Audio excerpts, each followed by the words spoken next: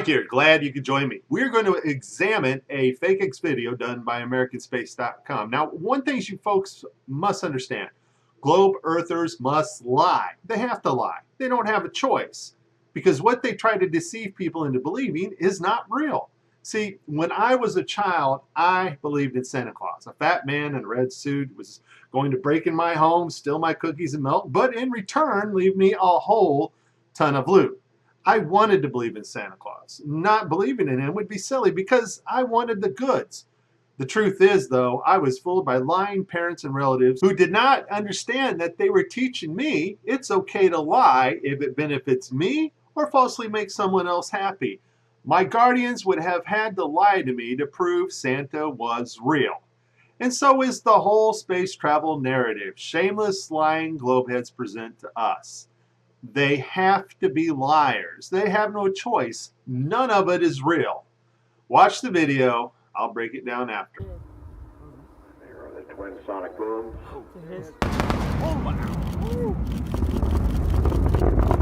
Landing legs up supported.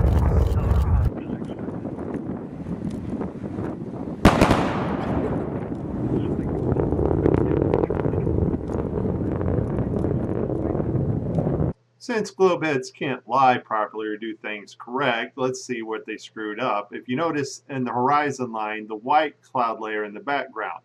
Now, when they transition and zoom in across the lake, we notice that it is replaced by these dark bluish gray clouds. We have two different days, two different skies. Replacing this cloud layer background to be consistent is real simple to do. So we have lazy, lying globeheads here.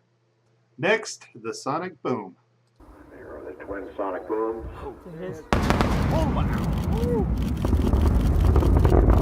So let's get something straight. A sonic boom, or something breaking the sound barrier, is not going to shake the earth.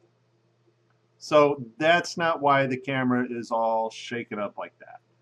Now, we might say that the firecracker sounds in the background maybe startled the cameraman and he shook his camera. But I'm going to prove that's not true either. Watch. This is not human reaction to the sound event. No, this is somebody not paying attention when they're editing the video, tying the sound perfectly to the part where the camera shakes.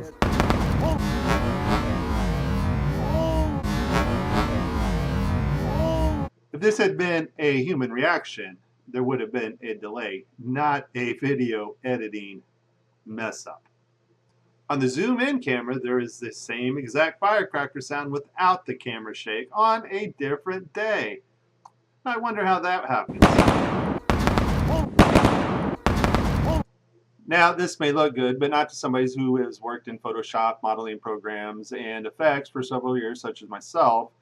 It's actually not done that well. In order to get this to work, what you need is a rocket object on a separate mask, and then you need a particle effect on a separate mask, and those two have to match. Now, if you've ever done masking in video programs before, you know it can be hard sometimes to get everything aligned up properly, which they have failed to do when they made this video. The other thing is the idea that you can get a tube object with a thruster underneath is simply impossible by any standard model of physics. It just would never work, and that's why SpaceX is FakeX. Now, I think the reason why they do this is to see just how indoctrinated people really are, willing to suspend what they know to be true in order to believe a lie that we can shoot a tube into space without any wings or way to guide it and have it land perfectly